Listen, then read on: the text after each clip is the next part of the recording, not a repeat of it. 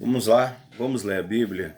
Mais um vídeo para a gente observar essa questão da leitura que eu tenho focado tanto, tem sido repetitivo.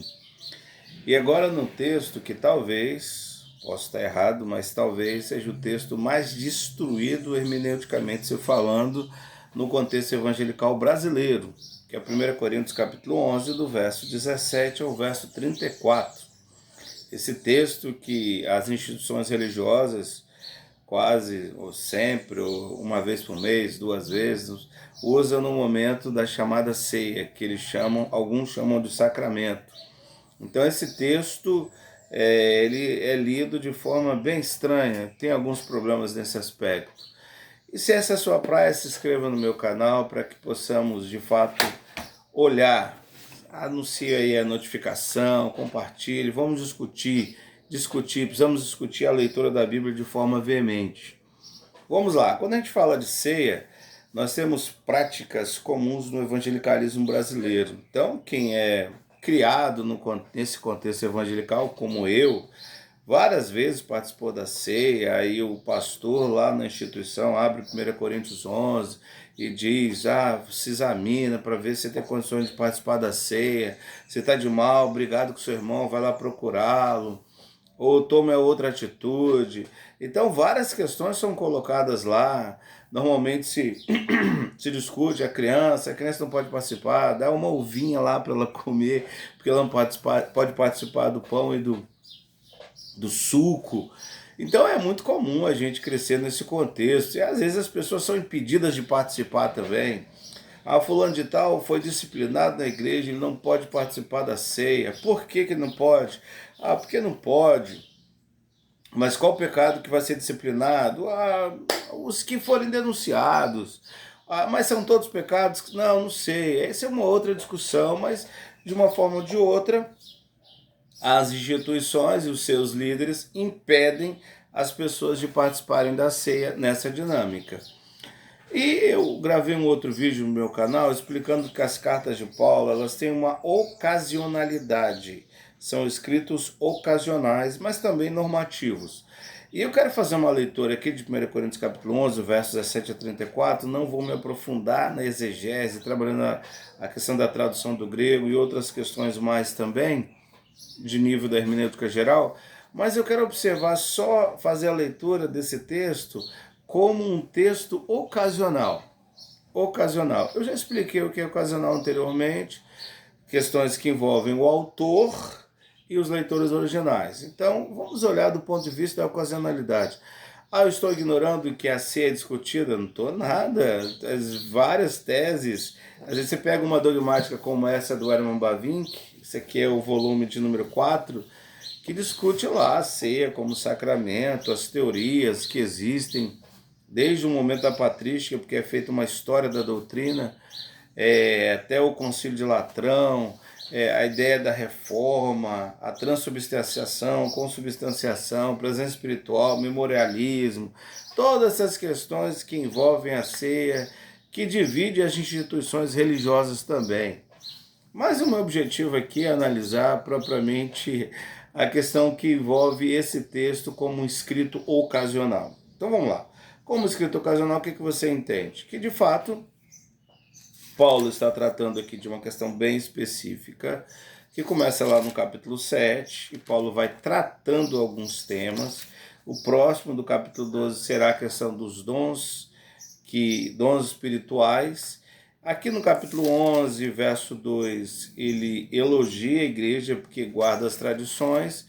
No capítulo 11, verso 17, ele não louva a igreja porque aquela ele está quebrando, a igreja que está em Corinto está quebrando um paradigma que Paulo recebeu da tradição apostólica. O verbo paradidome, usado aqui, a gente vai entender isso, que está lá no verso número 23. Então, do ponto de vista ocasional, o que nós temos? Nós temos Paulo, aí é legal, sabe o que é importante observar? Você vai lá no capítulo 1, você vê que é Paulo, que é o autor, e ele escreve à igreja de Deus que está em Corinto, santificados em Cristo Jesus, chamados santos, com todos que em todo lugar invocam o nome do Senhor. Então esses são os destinatários a quem Paulo escreve. Então, as questões, eu até tratei no meu vídeo anterior que a estrutura de 1 Coríntios, a macroestrutura do livro, é um livro claramente ocasional, claramente. Então, olhe bem, inicialmente, Paulo é categórico em distinguir duas questões. O que é, primeiro, o que não é a ceia e o que é a ceia. No capítulo 11, verso de número 20, ele diz para os seus leitores originais: quando, pois, os reunis no mesmo lugar, não é a ceia do Senhor que comeis. Então, olha bem, Paulo constatou de fato que os seus leitores, e a questão a ser trabalhada aqui, a problemática que envolve a carta aqui, que envolve o procedimento, é a negação de que de fato é a ceia do Senhor. Então, ontologicamente, pensar na ceia como algo que existe, isso não é. Existe o que é a ceia. Então, essa questão propriamente particular acaba qualificando a ocasionalidade do que Paulo realmente quer tratar. Não é a ceia. A ceia é o que está no verso 23. Porque eu recebi do Senhor que também vos entreguei. Agora recebi, é aquela questão do verbo paradidomi, tem até o vídeo no canal sobre isso, de fato tratando que Paulo recebeu por tradição apostólica, tem todo um problema aí que envolve 1 Coríntios anos 53, 55 escrito, não existia evangelho escrito ainda, então tem toda uma burocracia para ser entendida do ponto de vista cronológico do cânon do Novo Testamento. Mas a ocasionalidade está aqui. Qual é o problema? Eles não participam da ceia. Então Paulo tem que redargui-los e ensiná-los de fato o que é a ceia e como proceder em relação a isso. Esse é o primeiro ponto da ocasionalidade. Você tem que entender isso. De fato, existem estruturas semânticas aqui muito legais. Paulo, vos ajuntais não para melhor e sim para pior.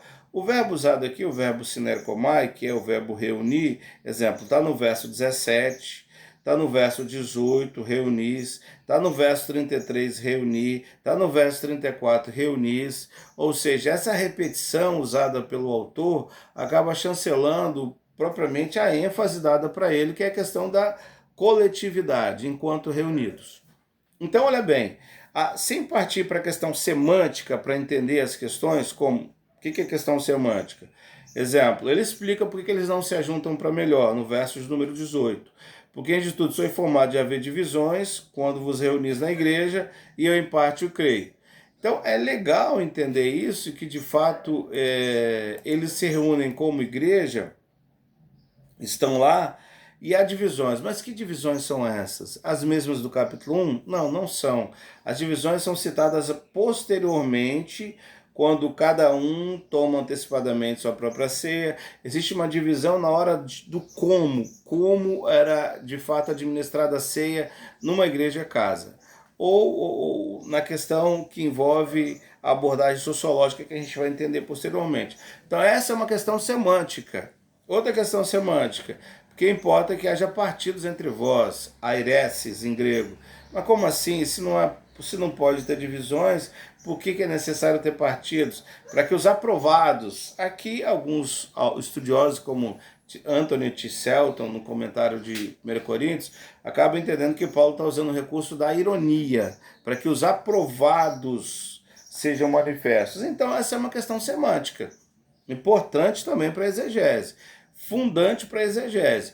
Mas o meu ponto aqui, propriamente, é entender que a raiz do autor, como eu disse no vídeo anterior, não é formular doutrina, não é falar de transubstanciação, de consubstanciação, de memorialismo, de tantas coisas que envolvem a teologia e que dividem as instituições. Paulo não está falando disso. A apropriação feita pelo leitor atual ou pela tradição, ela parte de uma contextualização que envolve a apresentação e formulação dos dogmas. Mas na ocasionalidade, nós só temos uma questão sendo trabalhada. E Paulo constrói a partir do verso 23. Eu recebi do Senhor que temos entreguei, nós foi traído, tomou o pão, tendo dado graças partiu, este é meu corpo que é dado por vós. Então Paulo acaba entendendo que existe um continuismo da última ceia com essa ceia agora. Aí voltamos à questão, como é que Paulo sabe disso, se não existia evangelho escrito? Então, acabei de explicar a questão de entregar por tradição. Existe uma tradição apostólica. Na verdade, meus queridos, do ano 33 ao ano 50, 51, nós temos um período de profundo silêncio no que diz respeito ao testemunho de Cristo. É bem interessante. Tem até um livro do Bart Ehrman, Jesus antes dos Evangelhos. É um livro bem sugestivo para se entender isso, embora a partir da percepção que ele usa. Então Paulo diz aí o que é a ceia. A ceia foi instituída pelo Senhor e o que se vive agora é o continuismo disso, porque existem imperativos no presente. Fazei, fazei. Esses imperativos no presente são muito sugestivos na língua grega. Um imperativo, de fato, que envolve a repetição, que envolve a continuação. Que tipo de presente é esse no imperativo? Mas de fato parece que o apóstolo quer dizer que não é só fazer no sentido de praticar algo que foi dito pelo Senhor, mas tem a questão progressiva, pode ser linear, continuai a fazer de fato o que está sendo exposto aqui pelo apóstolo. Então olha bem, do ponto de vista da ocasionalidade, ele está construindo aquilo que foi desconstruído. Então, isso é ocasionalidade. Essa é a questão sendo tratada aqui. Então, a gente entende o que é, o que não é e o que é a ceia a partir do que ele coloca aqui. Ele termina. Todas as vezes que comerdes e pão beber dos casos, anunciar a morte do Senhor até que venha, que é feito em memória dele. De novo, eu não estou tratando a questão semântica aqui. Tudo isso aqui envolve explicações semânticas que são fundamentais para a exegese. Mas o princípio, o fundamento, o pressuposto inicial é o pressuposto da ocasionalidade. Eu preciso tratar o texto a partir da sua ocasionalidade, para depois desenvolver. Aí nos vem uma outra pergunta que é muito debatida hoje. Quem pode participar da ceia? Então, as instituições religiosas definiram que quem participa da ceia, não sei se todas, tá? É quem é batizado. Batizou lá, agora fez a classe lá de preparação, de discipulado, de catecúmeno, depende da instituição. Agora você vai ser batizado e vai participar da ceia. Ótimo. Mas para Paulo, quem participa da ceia? Tem uma questão importante aqui, do ponto de vista da ocasionalidade, novamente, quando Paulo diz no verso 24, partiu e disse, isto é meu corpo que é dado por vós. Isso é meu corpo que é dado por vós. Ou seja, a linha pronominal, desde o capítulo 1 lá até aqui, é segunda pessoa do plural. Paulo sempre fala com seus leitores originais na segunda pessoa do plural. Verso 17, nisso porém que vos prescrevo, a entre vós vos reunis, sempre na segunda pessoa do plural. Então parece que, de fato, Paulo está pensando que os participantes são os seus leitores originais, que lá atrás são chamados santificados em Cristo, chamados santos, ou aqueles que em todo lugar invocam o nome do Senhor. Então, no escrito ocasional não tem essa formulação categórica de ensino, de batismo, de nada disso. Paulo não estava pensando nisso. Essa é uma construção da instituição, não do texto. Paulo não estava pensando, não, mas os coríntios eram batizados todos eles. Não sei. Eu não sei se de fato há essa informação clara em relação a isso. Eu não sei se Paulo usava isso como elemento precedente, fundante e imperativo para participar da ceia. Eu também não sei disso. O texto não está preocupado, porque uma das coisas da ocasionalidade que eu expliquei anteriormente é a questão da proeminência, que muita gente erra na leitura. O cara fica pensando, afinal de contas, será quem vai participar, quem não pode? A preocupação de Paulo não é essa aqui.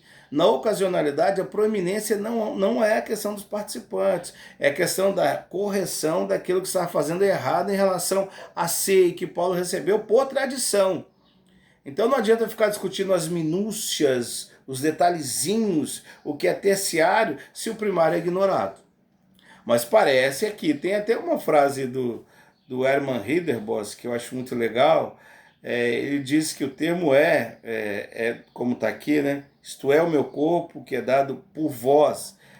Situa no pão e no cálice o vínculo com a entrega própria de Cristo, liga o significado do seu sacrifício ao comer o pão e beber do cálice. É muito legal isso. a frase de fato do que está acontecendo. O vínculo que existe aqui, que é ligado entre a morte de Cristo e o vós, que é dado por vós, quem vai comer e beber do cálice. Então, essa questão do participante, quem participar, pode participar, é muito legal do ponto de vista da ocasionalidade. E o terceiro ponto, para o vídeo não ficar longo, a pergunta é: alguém está impedido de participar da ceia por alguma... Eu disse lá anteriormente que alguns líderes religiosos ou algumas lideranças acreditam que podem impedir as pessoas de participarem da ceia. Não, você não pode participar da ceia porque você está disciplinado. Você cometeu um pecado. É claro que não são todos os pecados que sofrem disciplina, só alguns que de fato recebem isso. Mas a pergunta é: Paulo diz isso aqui? Ah não, 1 Coríntios ele entrega a Satanás. Quem disse o que significa aquilo? Na ocasionalidade a gente não trabalha com texto obscuro. Texto que não é claro, não dá para formular a ideia. Então nem sei se aquilo lá significa que não pode participar da ceia também. Então isso parece ser uma regra muito mais de um direito canônico, estou colocando entre aspas, porque não sei se é direito mesmo, do ponto de vista daquilo que a gente imagina ser, pelo menos no senso comum. Então, alguém está impedido? Paulo resolve, a partir do verso 27, ele diz, por isso, inclusive ele usa a conjunção rosté em alguns lugares, e ele diz, por isso, quem bebe, quem come o pão e bebe indignamente será réu. A gente, infelizmente, quantas vezes ouvi na igreja, você está bebendo indignamente se você fez isso, se você fez aquilo. Aí a ceia fica muito legalista, né? Então o indivíduo vai... Mas indignamente não tem a ver, propriamente, falando com o indivíduo, mas como o modo pelo qual se participava, que é sempre na segunda pessoa do plural, é o coletivo, unido, por meio do verbo sinercomai, lá, reunido. Essa é a ideia aqui. Então Paulo agora explica no verso de número 27 até o verso 32, ele não está preocupado em proibir ninguém, ele está preocupado em mostrar como se deve participar. Então, na ocasionalidade, você tem um problema que envolve a ceia, você tem a definição do que é a ceia, e no terceiro momento ele corrige, numa leitura histórica, a postura dizendo, tem que agir assim. Você tem que discernir o corpo, porque anteriormente cada um toma a sua própria ceia, o individualismo reina. Aí Paulo diz, não é assim que tem que resolver. Indignamente é da forma que vocês estão tomando, não pode ser assim. E Paulo é muito interessante, examine-se, coma e beba, os imperativos no presente. Então a investigação não é para ver se cada um vai comer ou beber. Na verdade, o que ele examinar é para comer e beber, como diz o Herman Ridderbosa, muito legal isso. Não é examinar, deixa eu ver se eu vou comer, não, examine se coma, é examinar para comer. Então Paulo está preocupado na ocasionalidade, o fato de que realmente possa construir posturas para que aquela situação específica que está complicada seja resolvida. E na conclusão, Paulo reitera: quando vos reunís para comer, esperai uns pelos outros. Não é isso que estão fazendo. Do ponto de vista dos ricos, numa abordagem sociológica, que de fato eram privilegiados, e os mais pobres chegavam depois, provavelmente escravos libertos ou pessoas pobres, chegavam numa festa chamada de ágape, em algum momento você participava da ceia. Então, eles não eram privilegiados com alimento. Então, a igreja alguns ricos acabavam chancelando e absolutizando uma postura totalmente antagônica ao que o evangelho é, porque eles menosprezavam os que nada têm, menosprezavam. E Paulo diz, esperem uns pelos outros. É necessário, senão vocês vão se reunir para juízo. Então, do ponto de vista da ocasionalidade, é isso que está sendo tratado aqui, meus queridos. Nada mais. É claro, como eu disse anteriormente, eu faço a ressalva. Tem muita questão semântica aqui a ser trabalhada. Eu não foquei nisso, mas de fato tem muita questão semântica. Mas eu preciso partir da ideia de que esse é um texto ocasional. Então as apropriações contextuais que são feitas pela teologia e hoje, às vezes eles quebram o princípio da ocasionalidade, porque criam uma ideia que o autor nunca intencionou no texto. Isso é um problema. Isso é um problema para a contextualização. Então, Paulo não falou isso, mas eu estou dizendo que Paulo disse. Tudo bem, se você admitir, eu vou admitir. Ó, Paulo nunca falou que eu tenho que proibir alguém de participar da ceia, mas eu decidi proibir. Tudo bem. É problema seu, não é meu. Só que as pessoas que te ouvem, elas têm que saber disso. Então eu rogo aos queridos que leiamos pelo princípio da ocasionalidade inicialmente. A gente precisa entender isso para, de fato, depois contextualizar de forma sadia, entendendo de fato o que o autor disse em primeiro lugar.